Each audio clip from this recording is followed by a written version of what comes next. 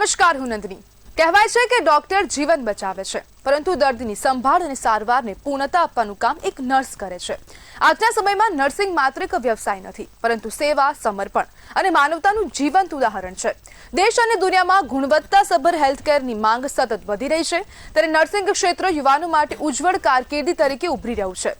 પરંતુ સવાલ અહીંયા પણ થાય, નર્સિંગમાં સફળ કારકિર્દી કેવી રીતે બનાવી શકાય? બીએસસી નર્સિંગ, જીએનએમ અને પોસ્ટ બીએસસી નર્સિંગ વચ્ચે શું તફાવત છે? વિદ્યાર્થીઓએ આ ક્ષેત્રમાં પ્રવેશ કરતા પહેલા કઈ બાબતો જાણવી જરૂરી છે અને આવનારા સમયમાં નર્સિંગ ક્ષેત્રમાં કેવી નવી તકો ઊભી થવાની છે? આ તમામ મહત્વના મુદ્દાઓ પર આજે અમારી સાથે ખાસ વાતચીત કરવા માટે જોડાયા છે જેએમડી ઇન્સ્ટિટ્યૂટ ઓફ નર્સિંગના ડાયરેક્ટર શ્રીમતી કૌશલ દેસાઈ, જેમનો નર્સિંગ શિક્ષણ અને વિદ્યાર્થી ઘડતરમાં લાંબો અનુભવ છે। કૌશલબેન, તમારું મંતવ્ય ન્યૂઝમાં ખૂબ ખૂબ સ્વાગત છે।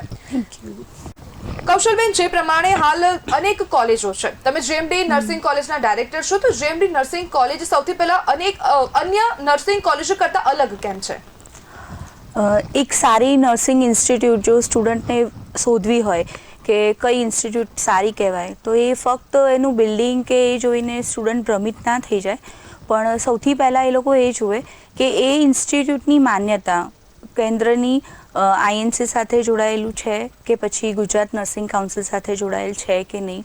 તો સૌપ્રથમ એની માન્યતા ચકાસે, પછી જે તે નર્સિંગ કોલેજ છે તેમાં અનુભવી સ્ટાફ, ફેકલ્ટી મેમ્બર્સ એનું જુએ કે એ લોકો ક્વોલિફાઈડ છે કે નહીં। બીજી વાત કરું તો જે બી ઇન્સ્ટિટ્યૂટ, જેમ કે મારી જ વાત કરું તો નર્સિંગ કોલેજ છે, એ બાળકોને જે હોસ્પિટલમાં જઈ અને ક્લિનિકલ એક્સપોઝર આપી રહ્યું છે, તો નર્સિસ જે છે એને કોઈ મશીન સાથે કામ નથી કરવાનું, પણ એને રિયલ હ્યુમન બિંગની સાથે કામ કરવાનું છે। તો એના માટે પ્રેક્ટિકલ નોલેજ પણ એટલું જ જરૂરી છે જેટલું થિયોરિકલ નોલેજ જરૂરી છે। તો હા, કે બીજી વાત એ છે કે એ લોકો હોસ્પિટલ સાથે જોડાણ છે અને વિદ્યાર્થીઓને કેટલો એ લોકો ક્લિનિકલ એક્સપોઝર આપી રહ્યા છે, આ તમામ સુવિધાઓ એ કોલેજમાં હોવી જોઈએ। અને બીજી વસ્તુ કે એની જે લેબ છે એ વેલ ઇક્વિપાઇડ લેબ હોવી જોઈએ, અનુભવી શિક્ષકોની વાત કરી અને સારી હોસ્પિટલ સાથે જોડાણ કે જેથી વિદ્યાર્થીઓ ભણવાની સાથે સાથે પ્રેક્ટિકલ નોલેજ પણ ગેઇન કરી શકે। કૌશલબેન, માત્ર અત્યારે છે ને તમે જોશો તો વિદ્યાર્થીઓ એમ વિચારતા છે કે ઓછી જે કોલેજમાં ફી ઓછી હોય છે ને ત્યાં લોકો જવાનું વધુ પ્રિફર કરે છે, તો આપણે ઓછી ફી જોઈને કોઈ કોલેજમાં જવું યોગ્ય છે? જો ફી જે છે એ એક સરકારી પ્રક્રિયા છે કે જે નક્કી કરે છે, સરકાર નક્કી કરે છે, જેને એફઆરસી પ્રમાણે જે તે કોલેજો છે તે ફી ઉઘરાવે છે। પણ એવું નથી કે સૌથી વધારે ફીઝ હોય તો આપણે કહેવાય ને કે ભાઈ 5 સ્ટાર હોટલ જેવી ફેસિલિટી હોય, એ બધું એક બરોબર છે, જરૂરી છે, પણ એટલું બધું ઇફેક્ટ નથી કરતું કે જેટલું તમારું ભણતર, અનુભવી સ્ટાફ અને તમારું હોસ્પિટલનું પ્રેક્ટિકલ નોલેજ, એ ત્રણ વસ્તુ જે છે એ તમારી નર્સિંગની કારકિર્દી બનાવવા માટે સૌથી અગત્યની વસ્તુ છે। કૌશલબેન, કોલેજની માન્યતા અહીંયા કેટલી મહત્વની થઈ જાય છે? માન્યતા ખૂબ જ મહત્વની રહે છે, કેમ કે એક રજિસ્ટર્ડ નર્સનો નંબર હોય છે કે જે તે ઇન્સ્ટિટ્યૂટમાંથી તમે જીએનએમ કરો કે બીએસસી કરો કે અન્ય પીબીબીએસસી છે, એમએસસી છે, કોઈ પણ અભ્યાસક્રમ પૂરો કરો તો તમારે વિદેશ આગળ અભ્યાસ માટે જવું છે, વિવિધ સરકારી નોકરીમાં તમારે એપ્લાય કરવું છે, તો જે તે ઇન્સ્ટિટ્યૂટ છે એની સ્ટેટ કાઉન્સિલ સાથેની માન્યતા જરૂર હોવી જોઈએ। કૌશલબેન, આપણે હોસ્પિટલમાં જે ક્લિનિકલ એક્સપોઝર વિદ્યાર્થીઓને મળે છે, તો તે એક્સપોઝર વિદ્યાર્થીઓને મળવું કેટલું જરૂરી છે અને તે કેવી રીતના અસર કરે છે? જેમ કે મેં આગળ તમને કીધું એમ કે નર્સિસ જે છે ને એને મશીન સાથે કામ નથી કરવાનું, પણ એ લોકોને એક જીવતા જાગતા પેશન્ટની સાથે કામ કરવાનું છે।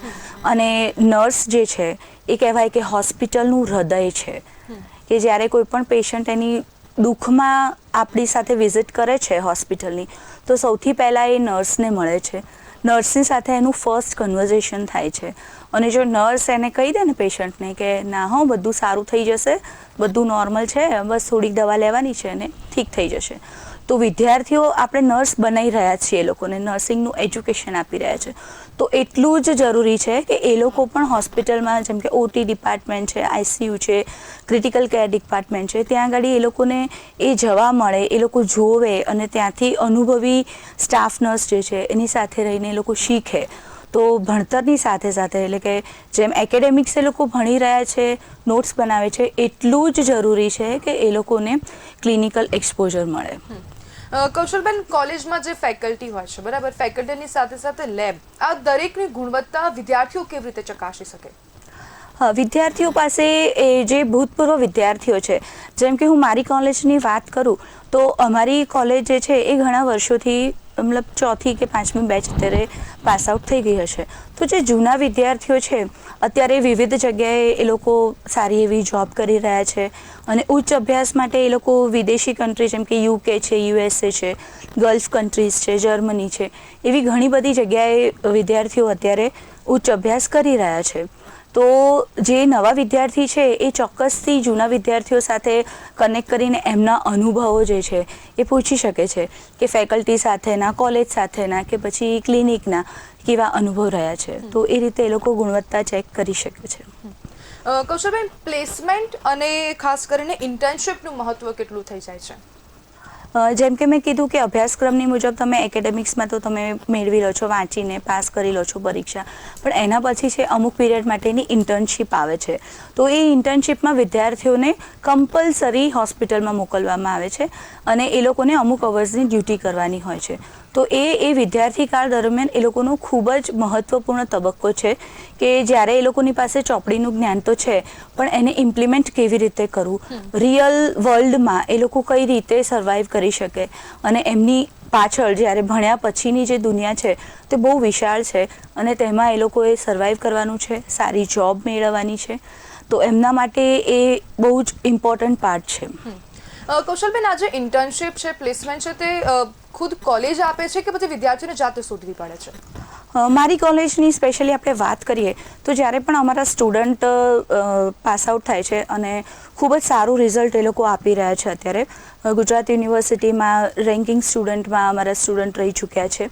તો એ લોકો માટે અમે વિવિધ કોર્પોરેટ હોસ્પિટલ છે એમને ઇન્વાઇટ કરીએ છીએ કે એ લોકો કેમ્પસમાં આવે અને પ્લેસમેન્ટ ઇન્ટરવ્યૂ જેવું અમે એક અરેન્જ કરીએ છીએ અને સ્ટુડન્ટને ત્યાં આગળ જોબ મળી શકે. બીજું કે સ્ટુડન્ટને અમે લોકો જ્યારે એ લોકો ભણતા હોય છે ત્યારે વિવિધ સરકારી પરીક્ષાઓ આવે છે, જેમ કે સ્ટાફ નર્સની ભરતી આવે કે પછી સેન્ટ્રલની કોઈ પણ ગવર્મેન્ટ ભરતી આવે છે. તો એના વિશે અમે માહિતગાર કરીએ છીએ અને વિદ્યાર્થીઓને ફોર્મ કેવી રીતે ભરવું, એના સબ્જેક્ટ પ્રમાણે, સિલેબસ પ્રમાણે કઈ રીતે એને તૈયારી કરાવી જેવી વિવિધ નાની નાની બાબતો જે છે એ અમારા પ્રોફેસર્સ જે છે એ લોકો એમને શીખવાડે છે અને એમને ફ્યુચર રેડી બનાવે છે. કૌશલબેન, જે નર્સિંગના ક્ષેત્રમાં આપણે વિદ્યાર્થીઓની વાત કરી, પરંતુ અહીંયા વાલીઓએ શું ધ્યાન રાખવું જોઈએ? સૌથી પહેલા તો વાલીઓએ જ્યારે ત્યારે બી કોઈ પણ ઇન્સ્ટિટ્યૂટમાં એ લોકો વિઝિટ કરે કે એમના બાળકને 4 વર્ષ માટે કે 3 વર્ષ માટે જ્યારે અમારા પર વિશ્વાસ મૂકી અને વાલી કોલેજની પસંદગી કરે છે તો વાલીએ ચોક્કસથી એ ઇન્સ્ટિટ્યૂટની એકવાર મુલાકાત લેવી જોઈએ. વાલીએ ત્યાં હોસ્ટેલમાં અગર વિદ્યાર્થી રહે છે તો રેક્ટર સાથે વાતચીત કરવી જોઈએ, સંપર્ક એમની પાસે હોવા જોઈએ અને બાળકને કઈ જગ્યાએ મૂક્યું છે તે એમને અવારનવાર આવી અને જેમ કે PTM હોય કે જ્યારે અમે લોકો એ લોકોને વાલીને ઇન્વાઇટ કરીએ છીએ કે બાળકનું રિઝલ્ટ કંઈક ઓછું આવ્યું છે, એમાં કંઈક સુધારો કઈ રીતે લાવો, રેગ્યુલારિટી કઈ રીતે એ લોકોને કરવી કે જેથી એ લોકો રેગ્યુલર કોલેજ આવે. એવી ઘણી બધી બાબતો જે છે કે જેના માટે અમે સમયાંતરે વાલી મિટિંગનું આયોજન કરીએ છીએ અને વાલીઓ આવવા બહુ મુશ્કેલ છે કેમ કે ઘણી વખત મને એવા ફેસ થાય છે ક્વેશ્ચન્સ કે વાલીઓને સમય નથી હોતો કે જ્યારે કોલેજ કે ઇન્સ્ટિટ્યૂટ એમને બોલાવે છે ત્યારે વાલીઓને સમય નથી હોતો. તો મારી દરેક વિદ્યાર્થીના માતા પિતાને એક રિક્વેસ્ટ છે કે તે લોકો એમના બાળકના ભણતર વિશે થોડા સજાગ થાય અને સમયાંતરે જ્યારે પણ તેમને સમય મળે ત્યારે એ એજ્યુકેશન ઇન્સ્ટિટ્યૂટની વિઝિટ કરે. કૌશલબેન, તમે નર્સિંગને એઝ અ કરિયર કેવી રીતના જુઓ છો? નર્સિંગ ફિલ્ડ અત્યારે વાત કરીએ તો વર્લ્ડ વાઇડ એક ઓક્યુપેશન ઇન ડિમાન્ડ છે અને નર્સિસની જેમ કે અધર ગવર્મેન્ટ જોબ અને નર્સિસ માટે ગવર્મેન્ટ જોબ તો એ જોઉં ને તો એમાં કેવું છે કે જે અધર ગવર્મેન્ટ જોબ હોય છે એમાં ઘણા બધા વિદ્યાર્થીઓ એકસાથે ફોર્મ ભરે છે, કોમ્પિટિશન ઘણી બધી હોય છે. પણ નર્સિસ ફિલ્ડમાં આઈ થિંક અવેરનેસ નથી સ્ટુડન્ટ્સને કે એમને સારી એવી જોબ ઓપોર્ચ્યુનિટી મળી શકે છે. તો એ લોકો એમાં એનરોલ નથી થતા. અને જો વિદ્યાર્થીઓને આ વિશે અવેરનેસ કરવામાં આવે તો એ ખૂબ જ સારું કરિયર ઇન્ડિયામાં પણ બની શકે છે અને આઉટ ઓફ ઇન્ડિયા એટલે અધર કન્ટ્રીઝમાં પણ એ લોકો ખૂબ જ સારી પેડ જોબ મળી શકે છે. અત્યારે આપણે વિદ્યાર્થીની દ્રષ્ટિએ હું તમને કહું કે કોઈ પણ વિદ્યાર્થી પોતાનું કરિયર બનાવે તો સૌથી પહેલાં એ પસંદ કરે છે કે મને એવી જોબ મળે કે જ્યાં મારું સારું એવું અર્નિંગ થાય. અને નર્સિંગ ફિલ્ડ એવું છે કે જ્યાં તમને અર્નિંગની સાથે સાથે તમને બ્લેસિંગ્સ પણ મળે છે. કૌશલબેન, એક અહીંયા સવાલ એ પણ થાય કે બીએસસી નર્સિંગ, જીએનએમ અને પોસ્ટ બીએસસી નર્સિંગ આ ત્રણેયમાં શું તફાવત છે? આપણે જનરલી એવું વિચારીએ કે નર્સિંગ ફિલ્ડ, પેરામેડિકલ ફિલ્ડ, તો એમાં ઓનલી એન્ડ ઓનલી સાયન્સ બેકગ્રાઉન્ડવાળા વિદ્યાર્થીઓ જ એનરોલ કરી શકે. તો એમાં બીએસસી નર્સિંગ જે છે એ જે વિદ્યાર્થીઓએ 11-12 સાયન્સ કરેલું છે એના માટે એ લોકો આગળ બીએસસી નર્સિંગ કરી શકે છે. પણ જે વિદ્યાર્થીઓએ સાયન્સ નથી કર્યું એટલે કે આર્ટ્સ કોમર્સ જેવી શાખામાં એ લોકોએ પ્રવેશ મેળવેલો છે તો એ વિદ્યાર્થીઓને નર્સિંગમાં જો જોડાવવું હોય તો એમના માટે જીએનએમ છે કે જે લોકો જનરલ મિડવાઇફરી કોર્સ છે એ ડિપ્લોમા કોર્સ છે કે જે એ કરી શકે. એ 3 વર્ષનો કોર્સ હોય છે અને એ કર્યા બાદ એમને ડિગ્રી કોર્સ એટલે પોસ્ટ બીએસસી. તો જે લોકો 3 વર્ષનું જીએનએમ કરે છે એના પછી એમનું ડિગ્રી કોર્સ આવે છે પોસ્ટ બીએસસી. એ લોકો 2 વર્ષનો કોર્સ છે એ કરી શકે છે અને બીએસસી નર્સિંગ જે છે એ 4 યરનો કોર્સ છે. કૌશલબેન, 12 સાયન્સ પછી જે વિદ્યાર્થીઓ નર્સિંગમાં આવવાનું પસંદ કરતા હોય છે તે લોકોને તમે શું સલાહ આપશો? 12 સાયન્સ પછી જો નર્સિંગમાં વિદ્યાર્થીઓ આવવા માંગે છે તો એ લોકોનું ખૂબ જ સ્વાગત છે અને મોસ્ટ વેલકમ છે. કેમ કે નર્સિંગ ફિલ્ડને એ લોકો એમની દ્રષ્ટિથી જોવા જઈએ તો વિદ્યાર્થીઓને એવું હોય કે નર્સ એટલે ફક્ત ઇન્જેક્શન આપવું. પણ અહીંયા આ વસ્તુ ખોટી છે કે નર્સને માત્ર ઇન્જેક્શન આપવાનું એવું નથી હોતું. જેમ કે મેં આગળ કીધું એમ નર્સ એ હોસ્પિટલનું હૃદય છે અને ડૉક્ટર જે છે એ ડાયગ્નોસ કરે છે, તમારો રોગ કયો છે એ કહે છે. પણ હોસ્પિટલમાં સારવાર દરમિયાન 24/7 જો કોઈ પેશન્ટની કેર કરતું હોય તો એ નર્સ છે. કૌશલબેન, તમે આગામી 5 વર્ષ કે 10 વર્ષમાં નર્સિંગને કયા લેવલ સુધી પહોંચેલું જુઓ છો?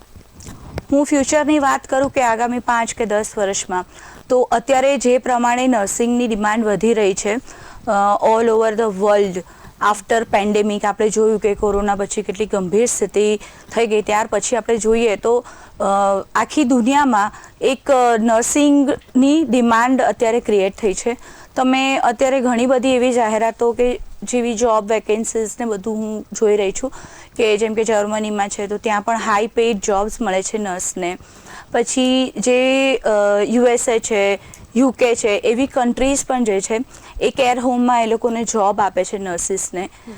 એવી જ રીતે આપણે ઇન્ડિયામાં તો મિલિટરી નર્સિંગ થઈ ગયું. આઈસીયુમાં ઇન્ટેન્સ કેર યુનિટમાં એ લોકોને જરૂરિયાત હોય છે અને વિવિધ સરકારી હોસ્પિટલ્સમાં પણ આપણે સ્ટાફ નર્સની ભરતી જોઈએ, ફિમેલ હેલ્થ વર્કર જોઈએ. તો નર્સિંગને છે ને બહુ બધા ફિલ્ડ ઓપન છે. બસ એમને એક જે કોર્સ છે એ એમને કરવાનો છે અને એના પછી એમની માટે ખૂબ જ ઉજ્જવળ ભવિષ્ય એમની વેઇટ કરી રહ્યું છે.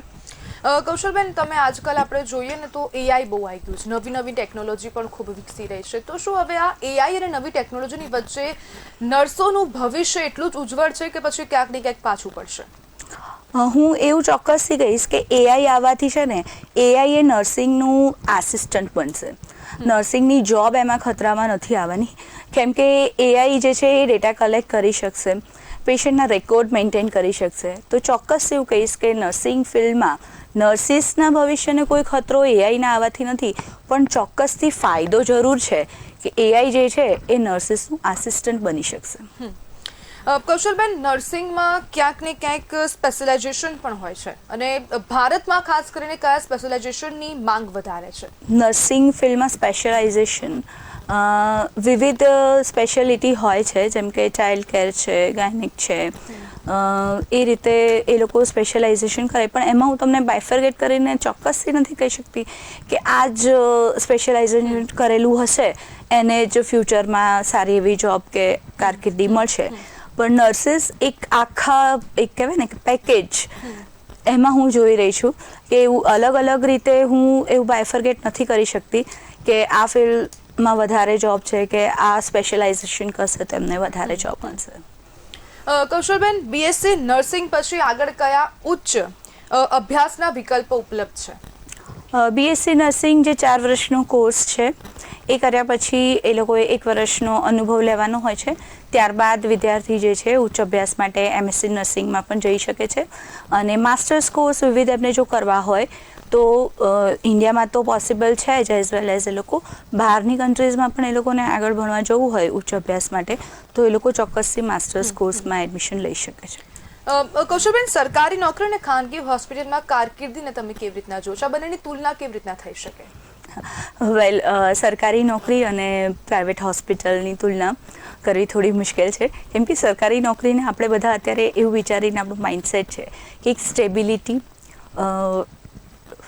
પહેલી તારીખની આપણી સેલરી, કન્ફર્મેશન અને કોઈ ટેન્શન વગરની જોબ. તો સરકારી જોબને એક સિક્યોર જોબ તરીકે આપણે જોઈ રહ્યા છીએ, આપણું માઇન્ડસેટ એવું છે, એ રીતે આપણે જોઈ રહ્યા છીએ. પણ ખાનગી હોસ્પિટલમાં જોવા જઈએ કે જેમ કે કોર્પોરેટ હોસ્પિટલ છે કે કોર્પોરેટ નર્સની વેકેન્સી આવે છે તો એમાં જેટલો એ લોકોનો ગ્રોથ ઝડપથી થાય છે, એ લોકોનું પરફોર્મન્સ રિવ્યૂ થાય છે, ઇન્ક્રીમેન્ટ પણ એટલું ઝડપથી મળે છે. તો હવે એવા કોઈ બેરિકેડ્સ નથી રહ્યા કે ગવર્મેન્ટ જોબ વધારે સારી કે પછી પ્રાઇવેટ જોબ વધારે સારી. આમ જોવા જઈએ તો બંને ઇક્વલ લેવલ પર પોતાની રીતે પોતાનો ગ્રોથ કરી શકે છે. કૌશલબેન, અહીંયા એક એ પણ સવાલ થાય કે હાલ ક્યાંક ને ક્યાંક જેન્ડર ઇક્વાલિટીની વાત ખૂબ થતી હોય છે, ભારતમાં હોય કે બહાર પણ હોય. તો અહીંયા એ પણ સવાલ છે કે છોકરીઓ માટે ને છોકરાઓ માટે સમાન તક છે. શું નર્સ છોકરો પણ હોઈ શકે? હું એવી કોઈ રીતે અલગ રીતે જોતી નથી કે નર્સ એટલે નર્સ, પછી એ બોય હોય કે ગર્લ હોય, છોકરો હોય કે છોકરી હોય, એમાં કોઈ બાયફર્ગેશન હું વિચારતી નથી કે એવું કંઈ હોઈ શકે. નર્સ એટલે નર્સ જ કહીએ અમે. અને બોયઝ માટે સ્પેશિયલી તમારો ક્વેશ્ચન મને એવું લાગે છે કે એ તરફ છે કે બોય જે છે એ એક નર્સ બની શકે કે નહીં. તો military nursing, emergency nursing, air ambulance જેવી વિવિધ એવી બધી સેવાઓ જે છે કે જ્યાં આગળ સ્પેશિયલી બોયઝ પોતાનું બહુ સક્સેસફુલ કરિયર બનાવી રહ્યા છે અને એમાં ખૂબ જ ઝડપથી તેઓ આગળ પણ વધી રહ્યા છે. તો બોયઝ માટે પણ ઇક્વલ ઓપોર્ચ્યુનિટી છે અને ગર્લ્સ માટે પણ ઇક્વલ ઓપોર્ચ્યુનિટી. કૌશલબેન, આજના સમયમાં નર્સિંગને ખાસ કરીને એક શ્રેષ્ઠ કારકિર્દી કેમ માનવામાં આવે છે?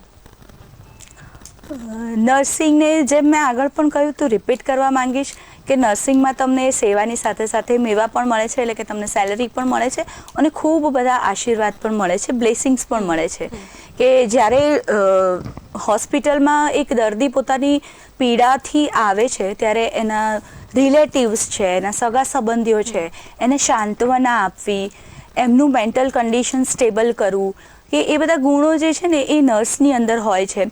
પેશન્સ, શાંતિ રાખવી, વેઇટ કરવી, કે જેથી પેશન્ટને એ જે પીરિયડ છે એનો કેરનો એ પૂરો થાય અને એ સ્વસ્થ થઈને બહાર જાય.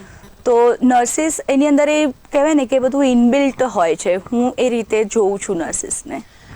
કૌશલબેન, અહીંયા એક એવો પણ સવાલ કે તમારા અનુભવમાં કોઈ એવી ઘટના બની છે જે તમે વિદ્યાર્થીઓને શેર કરી શકો, અમારા દર્શકોને શેર કરી શકો અને તેને આ અનુભવ ખુદ પ્રેરણાદાયી લાગે અથવા તો તેને કામ લાગે?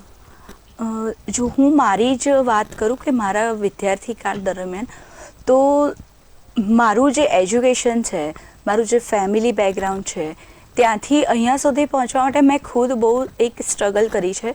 તો હું વિદ્યાર્થીઓને કહીશ કે હારવાનું નથી આપણે, કે જીવનની છેલ્લી પરીક્ષા પણ નથી. તમારી સામે એક ઉજ્જવળ ભવિષ્ય છે. તો અત્યારે રિસેન્ટલી હું એવું બધું જોઈ રહી છું કે નાની નાની વાતમાં વિદ્યાર્થીઓ ડિપ્રેશનમાં જતા રહે છે, ગુસ્સો વધી ગયો છે, ચીડચીડિયા પણ વધી ગયું છે. એ લોકો કોઈને ટોલરેટ નથી કરી શકતા. તો એ લોકોની અંદર એક પેશન્સ હોવી બહુ જરૂરી છે. કે જ્યારે હું 10મા ધોરણમાં હતી ને ત્યારે મારું ગણિત બહુ વીક હતું અને ગણિત માટે મને છે ને હું મારી જે સ્કૂલની એક્ઝામ આવે ને એમાં હું એકવાર ફેલ થયેલી છું. તો મારી માર્કશીટની દ્રષ્ટિએ જોવા જાઓ તો મારા 52% હતા 10મામાં, 52%. અને અત્યારે હું જે જગ્યાએ છું તો એનાથી હું બહુ સેટિસ્ફાઈડ છું. પણ જો એ વખતે મેં નિરાશામાં આવીને ખોટું કોઈ પગલું ભર્યું હોત કે કંઈક ડિપ્રેશનમાં જતી રહી હોત તો અત્યારનું આ જે સફળ હું જે જીવન જીવી રહી છું, હેપી લાઈફ, એ કદાચ હું ના ભોગવી શકત. કૌશલબેન, નર્સ બનવા માટે ખાલી એજ્યુકેશન જરૂરી છે કે પછી આપણા વ્યક્તિગત ગુણો પણ એટલા જ મહત્વના છે? એક સફળ નર્સ બનવા માટે છે ને એજ્યુકેશન તો જરૂરી છે જ, એ કહેવાય કે તમારું એકેડેમિક તો જરૂરી છે જ, આવડવું જ જોઈએ, પણ તમારી અંદર એવા ગુણો હોવા જોઈએ. પહેલી વસ્તુ જે છે એ પેશન્સ હોવું જોઈએ, કેમ કે પેશન્ટ જ્યારે તમને મળે છે ને ત્યારે એ પોતે દુઃખમાં હોય છે અને આક્રોશમાં, ગુસ્સામાં કદાચ કંઈક વધારે બોલી દે છે. તો તમારી સાથે પેશન્સ હોવું, શાંતિ રાખવી એ સૌથી મોટો ગુણ છે. કે તમે બી અગ્રેસિવ થઈ જાઓ અને સામેવાળો બી અગ્રેસિવ હોય તો એ પોસિબલ વર્ક નથી કરતું. એટલે એક નર્સે પોતે કહેવાય ને કે સોફ્ટ હાર્ટ અને જીભ ઉપર પણ કહેવાય ને કે મધ રાખવું જરૂરી છે. કૌશલબેન, અહીંયા એક એવો પણ સવાલ થાય કે જે વિદ્યાર્થીઓ ક્યાંક આર્થિક રીતે નબળા છે, તો તે લોકોને નર્સિંગમાં આવવું હોય તો તેમના માટે કોઈ ઓપ્શન્સ છે, કોઈ યોજનાઓ છે, એવું કંઈ? હા, ચોક્કસથી. ઘણી બધી ગુજરાત સરકારની અને કેન્દ્ર સરકારની એવી સ્કોલરશિપની સ્કીમ છે કે જેમાં વિદ્યાર્થીઓની 100% સ્કોલરશિપ મંજૂર થાય છે. પ્લસ એવી વિવિધ હોસ્ટેલ્સ પણ ઉપલબ્ધ છે કે જ્યાં આગળ વિદ્યાર્થીઓ પોતાના જે રહેવું હોય તો એના માટે ફૂડ બિલ પણ એ લોકો ગવર્મેન્ટ તરફથી એમને મળે છે. પણ એના અમુક દસ્તાવેજો હોય છે જેમાં એમને ફોર્મ ભરવાનું હોય છે અને એ ક્રાઇટેરિયા એ લોકો ફૂલફિલ કરતા હોય તો એમને 100% સ્કોલરશિપ પણ મળી શકે છે. કૌશલબેન, હવે નર્સિંગમાં જે વિદ્યાર્થીઓ કારકિર્દી બનાવવા માંગતા હોય તેમને તમારો છેલ્લો સંદેશ મંતવ્યના માધ્યમથી શું કહેશો? મારો એક જ સંદેશ છે કે ઓલ ધ બેસ્ટ. તમારું બધાનું હું હૃદયપૂર્વક સ્વાગત કરું છું. જો તમે એક સફળ નર્સ બનવા માંગતા હોય તો ચોક્કસથી નર્સને એક કરિયર ઓપ્શન તરીકે વિચારો અને ફ્યુચરમાં આની ખૂબ જ ડિમાન્ડ થવાની છે અને તમે લોકો ખૂબ જ સારું તમારું ફ્યુચર જોઈ રહ્યા છો. નર્સિંગ એક એવું ફિલ્ડ છે કે જ્યાં તમારી પોતાનું નોલેજ અને એની સાથે સાથે તમારી અંદરના જે ગુણો છે એનાથી તમે એક સફળ નર્સ તરીકે તમારું કરિયર સાબિત કરી શકશો. બિલકુલ કૌશલબેન, જોડવા બદલ આપનો ખૂબ ખૂબ આભાર. Thank you. મંતવ્ય ન્યૂઝનો પણ ખૂબ ખૂબ આભાર. તો આજની ચર્ચા પરથી એટલું ચોક્કસ કહી શકાય કે નર્સિંગ માત્ર એક નોકરી નથી, પરંતુ સેવા, સંવેદના અને સમર્પણ સાથે જોડાયેલું એક સન્માનજનક ક્ષેત્ર છે. યોગ્ય અભ્યાસક્રમ, યોગ્ય માર્ગદર્શન અને સતત મહેનત સાથે નર્સિંગમાં યુવાનો માટે દેશ વિદેશમાં કારકિર્દીની અનેક તકો ઉપલબ્ધ છે. બીએસસી નર્સિંગ હોય, જીએનએમ હોય કે પછી પોસ્ટ બીએસસી નર્સિંગ, દરેક અભ્યાસક્રમ વિદ્યાર્થીઓને હેલ્થ કેર ક્ષેત્રમાં આગળ વધવાનો મજબૂત માર્ગ આપે છે. આશા છે કે આજની આ ચર્ચામાં નર્સિંગ ક્ષેત્રમાં કારકિર્દી બનાવવા ઈચ્છતા વિદ્યાર્થીઓ માટે ચોક્કસપણે માર્ગદર્શક સાબિત થશે. નમસ્કાર.